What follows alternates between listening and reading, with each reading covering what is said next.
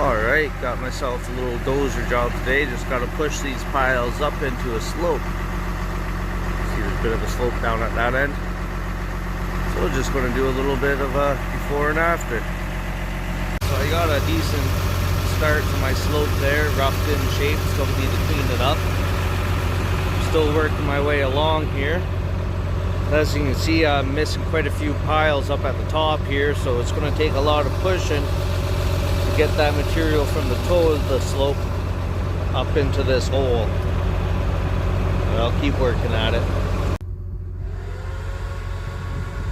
Alright, got the slope all trimmed up. Looking not bad, I'd say.